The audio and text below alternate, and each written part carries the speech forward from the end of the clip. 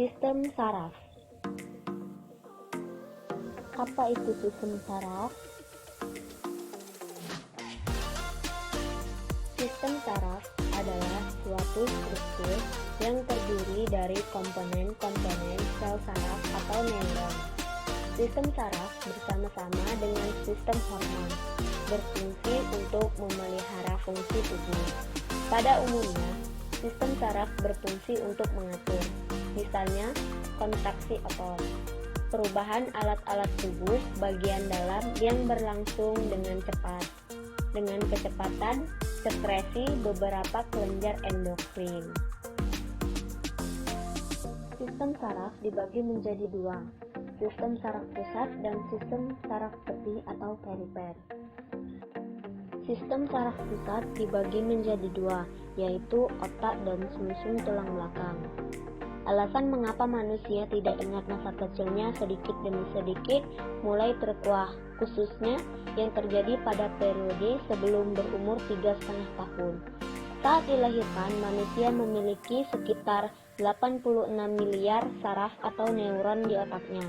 Saraf inilah yang digunakan manusia untuk menyerap informasi, juga membuat 1000 jaringan sinaptik baru setiap detik. Adapun fungsi sistem pada saraf yaitu yang pertama, menerima informasi dari dalam dan luar tubuh. Yang kedua, mengkoordinasikan informasi. Yang ketiga, memberikan respon terhadap informasi. Berikut macam-macam sel saraf berdasarkan fungsinya. 1. Neuron motorik atau efferent. Neuron motorik ini berfungsi untuk menghantarkan impuls atau rangsangan yang diproses oleh sistem saraf pusat, kemudian diantarkan ke efektor. 2. Neuron sensorik. Neuron sensorik ini berfungsi untuk menerima rangsangan atau impuls dari luar ataupun lingkungan, kemudian menghantarkannya menuju sistem saraf pusat.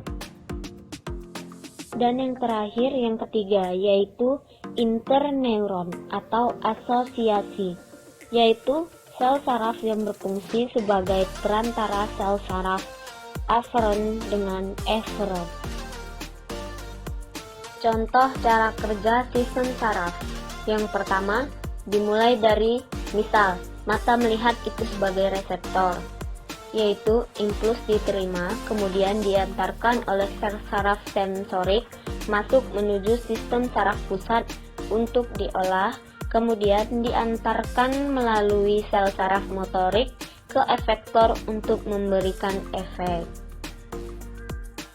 Selanjutnya, sistem saraf perifer atau sistem saraf tepi terbagi menjadi dua, yaitu parasimpatik dan simpatik.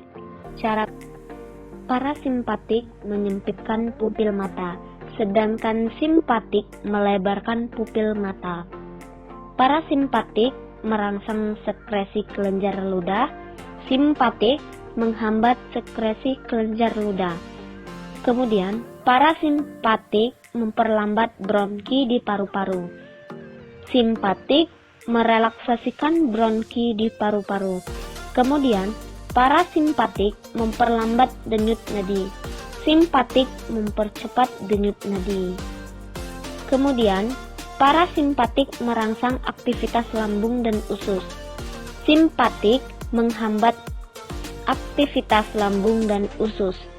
Parasimpatik merangsang kantung pankreas, sedangkan simpatik menghambat aktivitas pankreas.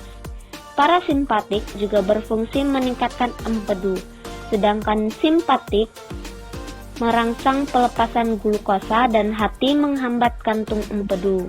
Parasimpatik meningkatkan pengosongan kantung kemih, sedangkan simpatik merangsang medula adrenal.